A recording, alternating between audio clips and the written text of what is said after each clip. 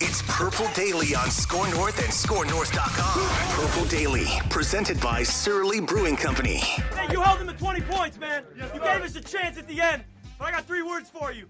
You like that? See, how could you not get along with that? You know, if you're Mike Zimmer, the leader, how can you not get along with a fiery, passionate post-game speaker? God, it's been 2.5 years since that. That was kind of the peak moment, right, of the Kirk Cousins, Mike Zimmer era. Not kind of. It was. It was. I was going to say, there was only one. That was it. I hope we all remember it fondly. Yeah. So this is Purple Daily. We haven't reached our peak moment yet. Hopefully, anyways. I don't know. Guess we'll find out. You don't get to decide that. No. Unfortunately. Maybe we did, actually, in retrospect. Daily Vikings entertainment. We just want the Vikings to win a Super Bowl before we die, and that is why we reject 500 football, okay? The Vikings haven't been above 500 in like 900 days. It's time to change that. Maybe a Week 1 win over the Packers can break that spell. But the show is presented by our friends at Surly Brewing Company and TCL, which has award-winning TVs for any budget, any space, all with stunning picture quality. And TCL makes more than just TVs. They offer mobile products, audio devices, home appliances. TCL bringing you joy and simplicity through innovative technology. Gentlemen, we are, let's see here, a week away from rookies reporting to training camp. We are about 12 days away from the first official full-team practice. Judd's going to be out there on a regular basis. And we might have to alter our recording schedule a little here and there just to react to some things, but we are looking forward to daily training camp discussions starting in less than 2 weeks here. But today, let's start with what Ben Leber said about, and this is making the national rounds, by the way. Mm-hmm. I was kind of cruising around, catching up over the week. I saw that multiple national podcasts discussed this, including Cowherd, who now not only has said the Vikings are going to win 13 games, but also that, you know, because of Mike Zimmer being gone, that's going to be a huge reason. But here's what Ben Leber said to Zach Gelb of CBS Sports Radio. I think Cousins is finally going to thrive, really thrive in a system and a coach that actually respects him. I mean, it's not like I'm breaking news here. Mike Zimmer did not like Kirk Cousins. And I think that showed in the way Kirk behaved and the way that he carried himself. The team was never given to him or was never allowed to earn the trust of the team because the head coach, I think, just didn't like him. Leber went on to say that was a top 10 offense last year. It was actually 12th, but, you know, with a very green first-time offensive coordinator in Kubiak. Where was the defense ranked last year? 31st. The year before that, I think they were 27th. People can rag on Kirk all they want and rail on this offense and say we can't win with him, etc. I think that's total BS. We couldn't win with that crap defense that we've had the last 2 years. Couldn't stop the run at all ever. And then in key moments of the games, couldn't stop any 2-minute offense. What do you make of Ben Leber, who works for the Vikings radio network, the Vikings flagship radio station, former longtime Viking himself, with these comments? Where do I start? Okay, first of all, the fact that this is making the rounds now shows, one, how slow things are when it comes to news, because this is the one dead period of year. And two, it is probably no surprise to anyone who has followed the Vikings that Zimmer didn't like Cousins, which, by the way, was discussed countless times, maybe overdone, maybe beating a dead horse on this show, because we knew that, and it was so clear, and we talked about all of these things. Haters. You guys are haters. You guys don't know what you're talking about. Who drink another jug of haterade. Are you in the locker room? How do you know this? No one else is saying this, blah, blah, blah, which was not true. But anyway, so here's my interpretation of this, though. The problem is that Ben's credibility is hurt a little bit because of the fact that if he had said this when Zimmer was still here, I would say, oh, okay, he is sharing something from the inside, very intriguing, not surprising, but basically he really doesn't perceive this as Kirk's problem. Like, this was Mike's problem, and it became Kirk's problem because of that. My issue now is, if in a year or two Kirk is gone, if you will then pick Kirk to be like, well, he wasn't really going to win. He wasn't. I mean, he was. The problem is the credibility gap exists here when you beat up on the person who's gone. And I like to think that this show, Purple Daily, is a show that takes on issues and topics and people when they are still here. Yeah, we're haters. We're haters all the time. We're not just haters after you leave. We're haters in the moment. But I mean, do I believe we're innovative haters is what we are. Do I believe what Ben is saying? Well, we're also not concerned about our paychecks. Do I believe what Ben is saying is true on Mike? Absolutely, I do. Absolutely. But to then just absolve Kirk completely, which is what he's doing. He's saying he's going to be different now. It's going to be different, which might be true. I struggle with. I need him as a former player to dissect realistically both sides, because I will say this. There are quarterbacks. If you had signed Brady, for instance, and Zim was like, I wanted a defensive guy. What the hell is this all about? Tom would have gone in and said... Zim would not have said that about Tom Brady. He would not have. But I'm just saying, let's just say for the sake of this conversation that Zim did. Tom would have gone in, shut the door, and said, shut the hell up, here's what I'm doing, and here's what we're doing. And we're going to butt heads right now because we're not going to allow this to fester, because what's best for the team is that we work through this right now. Mm-hmm. So I just really struggle with the fact that Ben is now piling on one side of a guy who we all agree by the last 2 years had lost his fastball. But that being said, we're acting now like he was Les Steckel, which is ridiculous. And then final point, too, on this defensive thing, because Ben played there, linebacker. I thought he was good. For Ben to say this crap defense, Ben, part of the reason why in Mike's mind it was a problem, and he might be right about this, is because the quarterback was making so much against the cap, it became impossible to maintain the type of personnel and players on that side of the football that Mike wanted to, which all needs to be pointed out. Like, this is what we've been doing for months, so it's a little bit frustrating now for this to catch fire, and I think it's a little bit insincere of Ben to present it like this. Oh, there's so much to unpack here. This is amazing. Where do I start? Let's start with sort of what you just said, which is the reasons why the defense was crap. Because I think we've simplified this so much now, like the royal we, in our dissection of what happened the last 2 years with the Vikings. It's, well, the defense is terrible. So if you can just fix the defense, then everything else kind of rolls into one. Well, you pointed out one of the reasons why the defense is bad. And by the way, despite Kirk's contract, they're still spending a lot of money on defensive players because they've got a left tackle on a rookie scale contract. They got a star wide receiver on a rookie scale contract. Dalvin Cook's contract doesn't kick in until this year, basically. So, their center's on a rookie scale deal. Both of their guards until they signed a cheap Chris Reed. Like, they're not... His contract takes up a lot, but they're also still spending a lot of their remaining money on defense, and it hasn't worked that well the last couple of years. But his contract definitely, there's things you can do to maneuver around it, but it takes up a big chunk of the room. And he's not giving you the production that 8 or 10 or 12 other quarterbacks are necessarily, and he costs more money to the cap. So that's a reason. I think another reason is also just the defense isn't as good anymore. It's just some guys are older. It's not what it was. You don't have Xavier Rhodes in his prime like you did in 2017, and some of your like Eric Kendricks has probably lost a little bit of a step. But a third reason in here, and I don't know if these chunks of pie are all equal or not, the offense led the league in 3 and outs. Go ask any defensive-minded coach. And Daniil Hunter was injured, too, which is something Mike Zimmer would tell you.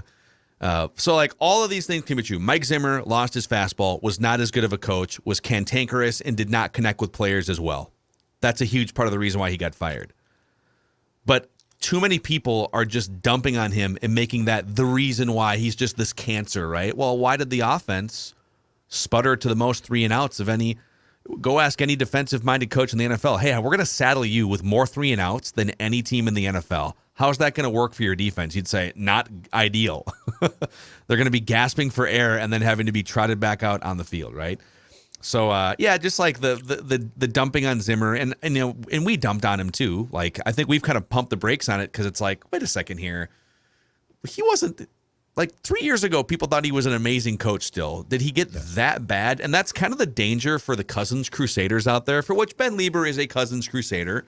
He thinks very highly of Cousins and thinks that the Vikings can win a Super Bowl with him. But if Cousins is as good as you think he is, how bad must everything else be around him for 8 to 10 years in the NFL for none of his teams to make any meaningful runs and for only 2 of his teams to go to the playoffs, right? What you're basically saying is the infrastructure is so bad that if it wasn't for Kirk Cousins, this would be like a 5 or a 6 win team every year, basically going back throughout his career. And that if you gave him better infrastructure, he's just a 13-win quarterback being waiting to be unleashed. That's the danger of these Cousins discussions, where we just absolve him for blame in all areas, right? It's like, well, Zimmer over here and the offensive line over there and the defense over there. It's like, well, be careful what you wish for, because if you get more of those things and you still win 9 or 10 games and get smoked in the first or second round of the playoffs, only one common denominator remains here. Yeah. So I would be careful if I'm Lieber and some of these other people that are just saying, oh, it's all these other things. He has now had 2 broken relationships with head coaches, Mike Zimmer and Jay Gruden. And maybe Mike Zimmer and Jay Gruden just weren't great and they didn't, build good enough connections with Kirk. But he's the common denominator in 2 broken relationships that wound up with coaches getting fired. And I find that interesting too. Just always the same broken record, I think, when we're talking about Kirk Cousins. And yeah, could the defense be better? Of course the defense could be better. Could the defense not be a complete sieve in the last 2 minutes of a half into a game? Certainly. Are calls not always going to go your way? Was Dalvin's butt actually down? Maybe it was. But this notion that, hey, they didn't get along. Mike Zimmer didn't like offense. Well, something has to then come in the middle there. During the press conferences last year, I forget which one it was, but like Kirk went out and said, well, you're going to have to ask Coach Zimmer about that. He's the one who calls timeouts. He's the one who has to deal with, Dallas. Dude, you've been working together for 4 to 5 years. Kirk, you've been in the NFL for 10 years. You were a starter in college for 3 before that. At some point, don't you think someone has to meet you in the middle? And maybe it was Zimmer just putting up the roadblock and the brick wall, being like, no, dude, you deal with you and I deal with the other parts of this team. You handle it on your own. You go talk to Clint Kubiak, whatever. But I think there has to be some type of give and take there between both sides, that someone has to say, hey, I've been doing this for a while. I make a lot of money and I want to win a championship. Why has that bridge not been connected? And how much of it does it fall back on the quarterback and Kirk? Well, and keep in mind too, so last year, and look, this is on them both, but I think the most important thing to come back to is the word both. These are 2 adults. So Kirk is not in 3rd grade and the teacher is mean. And now Kirk's parents, who I'm sure would love to have gone and talked to Mike, because they probably would have. But this is on Kirk as well. And my understanding of how things unfolded last year was that Kirk went to Mike and finally said, I would like to meet once a week. And this might have been around the COVID thing. So things were at an all-time low. And Mike blew it off. And Kirk finally, the 3rd time, it worked. But think about that. Think about being that far into a relationship, which, by the way, the day that Kirk walked in the door, he should have had a fully aware view of how Mike felt and worked very, very hard to say, we got to be a team here, Mike. And Mike, too. And Mike on the other side should have as well. But this one-sided dumping now of I should say, a former employee by people who were clearly in the know more than we were, but now it's convenient. To me, it just rings of insincerity. Yeah. Like if you're gonna if you're gonna come out and say this, come out and say it last year, and I don't care. Okay, so you're no longer working the sidelines for Vikings games. Who gives a crap? Don't or keep your mouth shut now. Well, that's the thing. It's I feel like there's a lot of people that at every given turn last year said that if you're calling for Mike Zimmer's head, you're crazy. Yep. Or if you think that Kirk Cousins isn't anything other than perfect and getting screwed over by the circumstances around him, then you're crazy. And then once one of those things is gone, then it's open season, free reign. Oh, now you can tee off. Why couldn't you tee off on Mike Zimmer back in October, right? It's so the same things were happening. It was worse then because he wasn't the GM and him were having a falling out, and apparently no one in the know decided to talk about that publicly, even though people knew it was happening. So yeah, there's a little bit of that when it comes to just the way that this team is covered in certain instances. But I'll go back to this Cousins thing for a second too.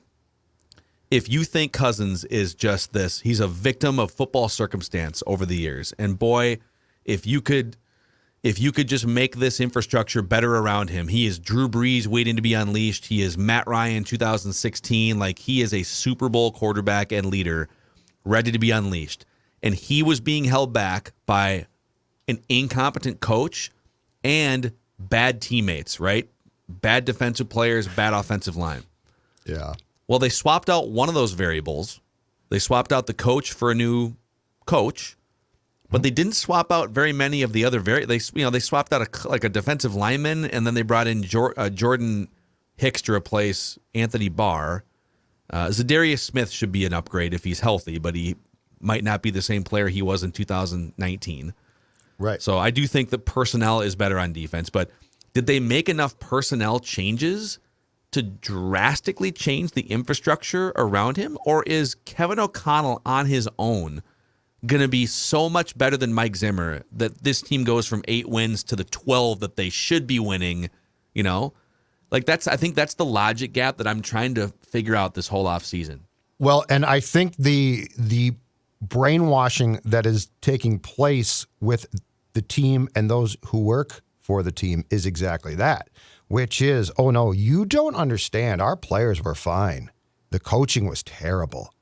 And I think that's no one was saying from that the Wilfs until on. I know, but I thought when Kwesi came, I thought, okay, he has free reign now to clear some folks out. Like, there are people who could have been cleared out. I'm on board now as far as being curious to see how it plays out. But in the springtime, we had several discussions on this very show about the fact that if it was up to us, we would have made more personnel changes, right? So I think now the guidebook that is being issued as training camp starts is Zimmer was the bad guy. Zimmer and his staff screwed up. Kevin O'Connell and Kwesi are going to take basically fundamentally a lot of the same pieces and make us really good.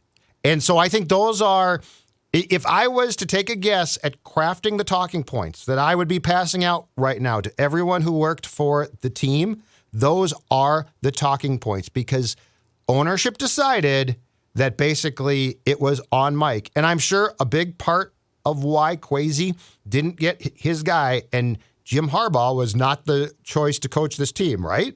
Was partially based on, oh, Jim's going to come in and be a hard ass. We don't need that. So, and O'Connell might be great, but the point is we now have people basically parroting what are the talking points of the 2022 Vikings based on the expectations of the people who run the team trying to look smart. Okay, I have a big picture, future-looking question here, because I feel like I thought we had kind of gotten past all of the, the Zimmer Cousins stuff, and then we were this past pops, it. And it's like, and it's gone national. It's interesting, and I wish Mike Zimmer has not. This is the thing: the only sides we've heard from here are the team and the team message, which is clearly. They're not sending press releases out burying Mike Zimmer, but the messaging coming from sort of anonymous sources and people within the team is that Mike Zimmer was a freaking disaster at the end. And I don't necessarily fully doubt that. We've heard a little from Kirk and some other players, barely any from Kirk about Zimmer. He's not throwing him under the bus or anything. Some other players have come out and said, like Brian O'Neill, the coaching staff won't say hi to us in the hallways and stuff.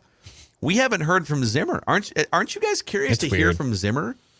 At some point, I mean, this dude's football character and really his character in general has been drugged through the mud for 6 months, and he has basically said nothing. And since about April or so, nobody has defended Mike as much as us. And I don't even consider myself a Zimmer defender. I thought he should have lost his job, just to be clear. Right, I did too. But I also think the convenience of now blaming him for everything is ridiculous. Yeah. So I'm not defending him. What I'm saying, there is always somewhere in the middle in a situation like this that's fair to land. And I think Kirk not talking about Mike is very smart of Kirk, but it's what makes Kirk, and Kirk is ultimately one of the most Teflon players I've covered because he allows things to go on around him, but he doesn't want to be the lightning rod, which I sort of get. But it's very convenient now for when everybody, and the talking points again are bash Mike, bash Mike, bash Mike. It's very easy for Kirk to take a step back and be like, oh, if, 5 people, 8 people, 20, I don't know, are going to bash Mike, I don't certainly need to pile on. But yeah, I'm not a Mike defender, and I had a lot of criticisms for Mike. But all of that being said, I think this has reached epic proportions of being delusional. Okay, future-looking question here in just a second, but if you're looking for a partnership that's not going to explode like this one did maybe 6 to 10 months ago, how about equity partners if you're looking to sell your home? So here's I think we all know, we've all maybe been through this, or maybe you're about to go through this. It's hard to line up the timing of selling your home, putting offers in, finding closing dates, and any renovations that need to be done to maximize the value of your current home. And this is the murky intersection and the sort of the hassle intersection that Equity Partners specializes in to make the house selling process 100% hassle-free. With their We Have program, they will partner with you to fix up your home before you put it on the market. You can move before you sell, and you can put offers in on your next home, non-contingent on the sale of yours. Ryan is one of the co-founders and owners of Equity Partners. Huge Purple Daily listeners. You can support one of us in Ryan and find out what Equity Partners can do for you at equitypartnersmn.com. Dex, do we have that photo of Judd in the James Bond tailored suit here? We can show the audience on YouTube. Let's see it again. We can describe it for the podcast listeners. Imagine a combination of Pierce Brosnan and Daniel Craig all rolled into one 12-pack in a tightly knit, form-fitting suit. That's what you look like after about 11 months on Livia.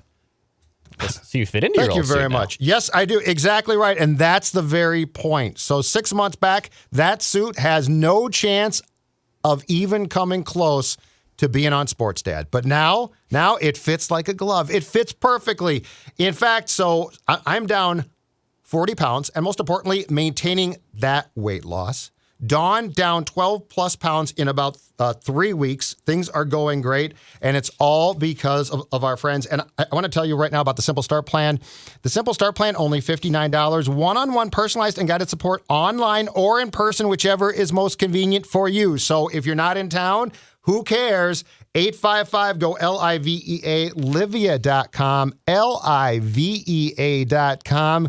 Sports Dad, very, very pleased all his clothes now fit. That's right. Football. Okay. Same can happen to you? How much will a better relationship, a clearly better relationship, at least right now, until proven otherwise, between head coach and quarterback, how much will that help the team in 2022? Because it's it's the main thing that people are hanging their hats on. And I agree, it's going to make a big difference. I'm just wondering how much. So if I can go a slightly bigger picture with that, I think O'Connell's ways, and just the fact he's new, but he's also a very different person, I think it's going to help the team tremendously. Like there was I can't articulate enough how uptight things felt starting in training camp last year. Like there was a cloud hanging over that place. COVID was part for sure, but Mike was miserable. And it didn't just reflect on Kirk. It reflected on everybody. I think that from the people who take out the garbage at that place to the players, everybody was on pins and needles.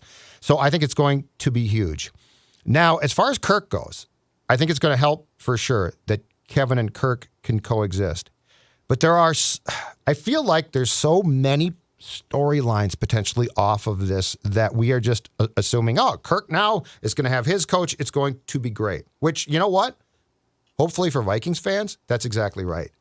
But I guess here's my question too. One is, to be clear, it's a wait and see. Like, I don't know why by this point in Kirk's career, you would just assume, it's going to be fixed. Like if Kirk had come into the league with the Vikings and Zim didn't like him and his career in the National Football League started in 2018, I would say, okay, yeah, I get it. New chapter. But he's gone from Washington to Minnesota And things have not changed. And here's my biggest question about Kirk. Beyond locker room leader, beyond anything probably. Is Kirk, does he want to, and can he mentally process taking a ton of responsibility? Because Kevin's going to give him a ton of responsibility. There's no one to blame now. There's nobody to say, I couldn't call a timeout there, guys. I'm not allowed to. That's Zim's ballywick, right? So my biggest question as far as Kirk goes is actually the mental side of, can he shoulder, that was, and I don't mean say it, because Kirk will say things. It's lip service. But when things go wrong, can he shoulder it and understand that this is also on you? And to be frank, my perception is Kirk was brought up in a world where nothing was his fault. And that's a very tough thing. I sort of had the same problem. My parents loved me. They were like too good to me.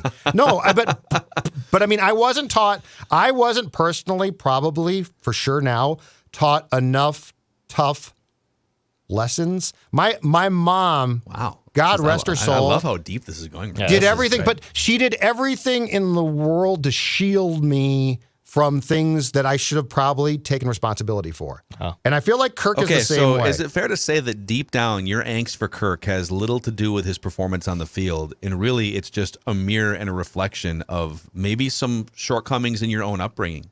I can see it. I think it's very difficult for people brought up in environments like us to accept responsibility. And I think in pro sports, it is probably one of the most important attributes a player who's expected to be a star can have. Yeah, and see, I think a lot of people who listen to this show and watch this show think, you guys aren't in the room and you're not in these meetings. And how can you do such a deep psychoanalysis of Kirk Cousins and Mike Zimmer without like literally being in the room hours a day with some of these guys? What do you have to say to that retort? I feel like I've covered enough teams to be able to make some pretty accurate assessments. Like athletes aren't all together, unless it's a very odd one, aren't that different. Like there are certain types, right, Phil? Like there's like 3 or 4 types. And Kirk's type I've seen before and covered. Now, depending on the position, that's extremely important. Yeah, if Kirk was a receiver linebacker or something, or a receiver, he'd probably be fine. But I think in his position, his role and his ability to process and take responsibility is absolutely fundamentally imperative to what he's trying to do to be successful. We have a little bit of a board issue that's going on the radio side, so that's where I was trying to deal with something. So ignore what was happening on the actual AM radio side. I just powered right through it. Yeah, you're fine. I don't hear what's happening. I've literally heard nothing. The alarm I saw was you like going off. leaning into the mic, and I thought you had a Cousins take there for a No. second. The alarm went quick off. backstory, and we'll make this quick. We do all of our production on the actual radio board that sends out the board, obviously, to the AM 1500 side here in the Twin Cities, and the alarm was going off, which meant the station was off the air for about 10, 15 seconds, so I was dealing with that. So that Okay. was Look the at fun you. part Look of at that. you. Wow, dude, spinning. Why is so that many guy so plays right quiet? now. Why is that guy so quiet? Because he's keeping AM 1500 alive. He's doing CPR on it. Seriously. I think what I find so fascinating, and the reason why I'm very interested in some of the deeper, more like personality, leadership, chemistry related things as it pertains to Cousins and Zimmer, is because almost every other quarterback, and we've laid this out statistically over the last couple of years, almost every other quarterback that puts up the individual numbers that Kirk puts up, not almost. If you look at the top 15 passer ratings in NFL history, if you look at just look at the comparable quarterbacks that put up 4,000 yards, 30 touchdowns, 10 interceptions, whatever. But if you just take the top 15 passer ratings in NFL history, he is the only one whose teams are not above 500 and well above 500. Even Dak Prescott's teams, with his flaws, are like 30 games, 20, 30 games over 500 in his career. And then you look at other quarterbacks that have had 100-plus starts, sample size like he has, that are ranked in the top 15 all-time passer ratings. Modern quarterbacks from the 90s, 80s, doesn't matter. Their teams are much more successful than his teams have been. And I find that fascinating Because on the surface, most people will say, well, I mean, yeah, but he's played for Washington, which is a train wreck. People just like gloss over it, forget about the fact that they had a bunch of good weapons and a good offensive line. And, they like not a great organization, but they weren't the Lions in that moment. And then with the Vikings, I mean, yeah, well, he had D. Filippo, and then the defense eroded, and then Mike Zimmer, and we just kind of chalk it up to, it's just all this other stuff. And I don't obviously, if you listen to this show for more than 10 seconds, like, I don't buy that at face value. I don't buy that he's just an unlucky Drew Brees or an unlucky Aaron Rodgers waiting to be unleashed. Like, a lot of people will bring up Tom Brady and say, well, Tom Brady's not mobile, but he just has these things. Like, okay, but mobility isn't the thing that, Tom Brady brings so many things behind the scenes that make teammates better, that make the preparation better, make the coaches better, right?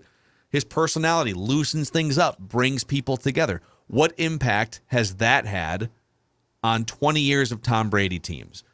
It's not just that Bill Belichick's defenses are, which they are very good, but it's more than that. And that's like to me, the whole crux of my Kirk Cousins curiosity and angst comes down to, if you line up 15 similar quarterback stat lines over 100-plus games, why is only one of them saddled with these 500 teams in his career? Mm-hmm. And is he just unlucky?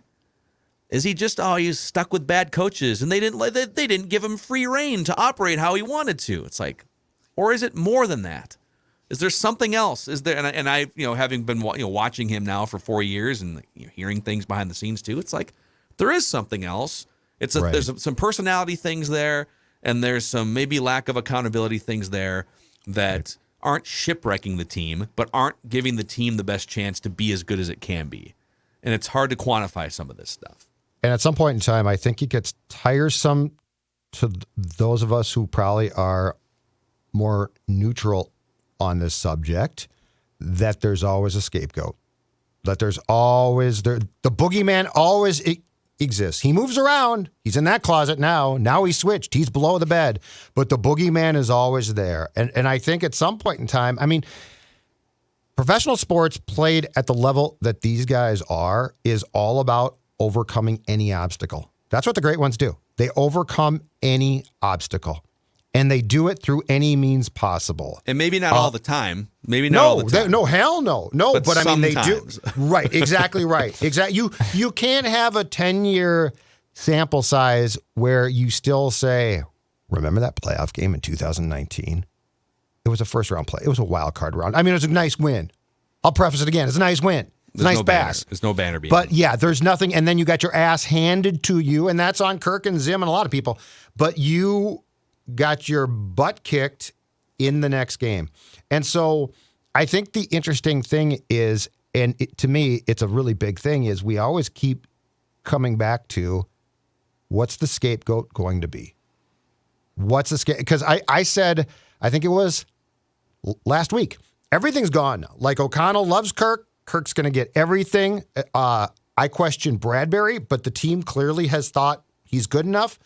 And I said, everything has been stripped away for an excuse. And Phil, I believe you shot back with, and you're probably right, there will be something. Like they'll come up with something. And that's the frustrating thing to me. When you're being paid like Kirk is to be an elite player, when you know that his camp is going to have something. And then Kirk just sort of backs up and allows it to surface, right?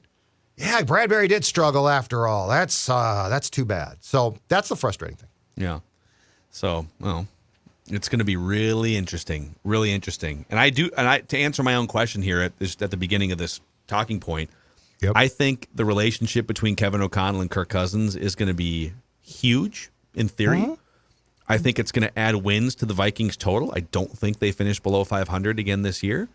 So I'm after today, I'm fully ready to stop talking about Mike Zimmer and Kirk Cousins, for God's sakes. But thank you, Ben Leber, for at least giving this another day or two of life, because I think it was therapeutic to just talk through some of this stuff one more time on the eve of training camp here in a week and a half. Why didn't just to they get it all out of our systems? Why couldn't they just listen to us. That's all I want to know. Like PFT Those could have got this haters. out 6 months ago. More than 6 months ago. A year ago. PFT, Florio, you could have run with this. A little different when a former NFL linebacker who played for the Vikings and works for the team comes out and says it. All right, we got to get to what are people saying about the Minnesota Vikings, because the call is coming from inside the house with this one. Someone inside the Vikings house saying things about the Minnesota Vikings. But, plenty of places to hang out this summer. Maybe no better than Brainerd International Raceway if you're looking for a good time on the weekends, Dex. Yeah, Motor America is coming to Brainerd International Raceway. There's 5 classes, over 120 riders, and 90 total super bike races. So we're not just talking cars, super bike races. Join Brainerd International Raceway and Motor America for 3 days of this heart-pumping entertainment, July 28th to the 21st. Kids 12 and under also get in free, and you can start planning this vacation with your camping information, too. You can camp up there, too. All this at BIRMN.com. Brainerd International Raceway and Motor America. Visit BIRMN.com to learn more. Awesome. And also, cheers to the summer of Surly. It continued over the weekend. It's going to continue again next weekend. Oh, yeah. Exactly right. So at the niece's wedding on Saturday, Dyersville, Iowa. Gorgeous. Congratulations. It was a great ceremony. There was only one. Insincere judge. There's only. It was.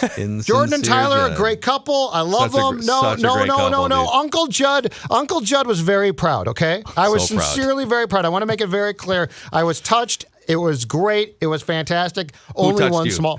Only one small complaint. Only one small complaint. In Dubuque, they didn't have Surly. So It usually takes Iowa about 15 years to catch up with social trends. So the picture that you saw before with a fit and trim Judd, he didn't have one. And I got to be honest. You know what? No Logic Bomb, no Furious, no Supreme. Let's just say I'm glad to be home, and I'm glad that the fridge is stocked, because the summer of Surly stops for no one. And you know what? Show us your cans. If you're enjoying any one of the numerous Surly Brewing products, show us your cans at Score North on Twitter, at Jay Zolgad on Twitter. I want to see what you're drinking, because hopefully, unlike me in the past couple of days, it's a Surly. All right. Dex, you good over there? Yeah. Okay. Plenty. Yeah. Pat's now in the studio, too. The radio station's on the air. Are we back on the air? We're on the air. We're all good. Are we back on the air? I had plenty of Todd the Axeman over the weekend, Judd, from Surly. So, good. So I helped and made up for you, and I Thank could you. use like 3 right now. Oh, you so were that'd be drinking great. Todd the Axeman? I was drinking. Oh, Todd you the weren't messing around. I wasn't messing around. Oh, Declan Goff. Sunday was a get fun it. wake up. Getting Let's just say after that. it. Yes. All right. Good. All right. What are people saying about the Minnesota Vikings? Justin Jefferson himself had some interesting things to say to Complex. He said, "I'll say after this year, I'll be the best receiver in the NFL. I definitely..." Wow. Let me shut this window real quick. What is going on? Motor America, Brainerd National Raceway coming this weekend Yeah. to Pacific Northwest. What's that? The Seattle nice- Grand Prix outside your Nice, window? man. nice mild morning here at the Seattle F1 qualifier. Wow. Okay. He said, I will be, after this year, the best wide receiver in the NFL. I definitely have to give it to Devontae Adams as of now. Him being so crazy and dynamic on the field, his route running is crazy, so I definitely have to give it to him right now. But I'm pretty sure after this year, it's gonna be May. So he thinks there's one receiver better than him, and that he's going to be better than Devontae Adams. I think it's interesting when you start to look at, and we'll go over some of the latest Madden ratings maybe tomorrow on the show, and we've gone over the top 10 players at each position according to 50 people inside the NFL had him like 4th or something. I think you could make a case with any one of these guys that's perceived to be above Jefferson. So let's start with Devontae Adams. He's leaving Aaron Rodgers for Derek Carr. Derek Carr's a good quarterback, but he's not Aaron Rodgers. Correct. That's a downgrade. And he gets another year older. Isn't he like going to be 30 years old, Devontae Adams? Mm-hmm. So go look at some of the other wide receivers that left Rodgers or Favre in Green Bay for a paycheck and some greener pastures, right? Yeah. Didn't always work out. Correct. Tyreek Hill, some people perceive him to be above Justin Jefferson. Well, he's leaving Patrick Mahomes for Tua. I don't think he's going to put up Or better Teddy. numbers. Or Teddy. Yeah. Yeah. Okay, Cooper Kupp is probably still going to be awesome this year. But, of course, he's benefiting from the same offense that Jefferson is about to play in and is probably going to get in terms of Jefferson, more targets than he did last year. Jamar Chase is another one. I think Jamar Chase is incredible, and Joe Burrow's not going anywhere. So I could definitely see those two battling it out. But you can make a case that Devontae Adams and Tyreek Hill are downgrading their situations, and Jefferson, by way of a new system here in a third year in the NFL, is upgrading his situation. All right, so I think a year from now, the top of that list is Chase and Jefferson, or Jefferson and Chase. Here's my thing. This is going to come down to Kirk, right? Because Burrow is outstanding. And I think Burrow and Chase are going to continue to be great. So the question now is, Jefferson's already outstanding, but how much is this new scheme with Kirk in charge going to benefit JJ? And so I think when we are hopefully having this discussion a year from now, that it's going to be those two at the top. I think the Hill downgrade to Tua is significant. Like, I think that's a big one. And I think Hill's going to be complaining about 6 weeks in. As far as Devontae goes, all the attention goes there. It doesn't mean he's taken away, but yeah, Carr I like. I don't love him. Rodgers remains probably right now the best regular season quarterback that there is. Playoffs, different ball game. But I think this year, and this is going to be up to Jefferson to a certain point, but it's also going to be a testament to what Kirk can or can't do. I think Jefferson's ability to significantly improve what already are impressive statistics comes down to one thing, and that's how Kirk runs this scheme. Yeah, but I think there's a chance, yeah. And, obviously, Kirk helped Jefferson get to some of the gaudy numbers that he's gotten to the last couple of years.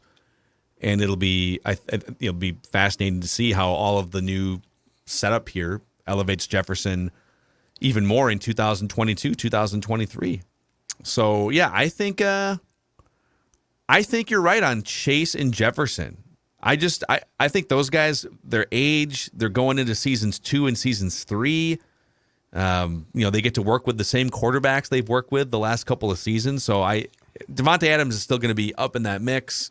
Right. Tyreek Hill is kind of a unique special case himself, because I think you can find ways to get him the ball that don't involve, a quarterback jumping through a ton of hoops. But he should be firmly in the mix as one of the 3 best. Someone put out here, because the Madden ratings are coming out, and again, we'll maybe do a deeper dive into that this week, but that he's like 6th or something in the wide receiver Madden ratings. But PFF put out their grades and said, he's 6th there, but he's 3rd in our, Devontae Adams, Cooper Kupp, and Justin Jefferson were 1, 2, and 3. And then Chase was somewhere further down. So anyhow, I think he's onto something. He might be regarded as better than Devontae Adams going into next season. I can see that. Jefferson and Chase's stock has more to gain than Devontae Adams does at this point. It just does. Absolutely. Yep. We probably saw the peak. Probably saw the peak. Devontae? Yeah. Yeah, probably. And then Jefferson's going to get paid. Stand back next May. Stand back. Here for it. Next spring, that man is going to get his payday. Yeah, when you do that, you're kind of committing to him and a rookie quarterback at some point. But, I think that's the right way to go as a franchise, starting probably in 2024. But anyhow, that's Purple Daily today. Also, a shout out to our friends at Federated Mutual Insurance Company.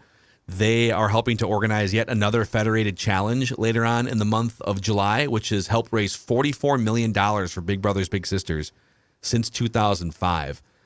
Big Brothers Big Sisters currently serves more than 100,000 children nationwide, 5,000 in the state of Minnesota, with many more waiting for a mentor. So if you're interested in becoming a big yourself, go to federatedchallenge.org to find out more information about how you can get involved.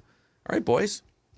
Training camp. Maybe tomorrow we mix in another training camp preview discussion here. Last week we did undrafted players that have a chance to make the roster.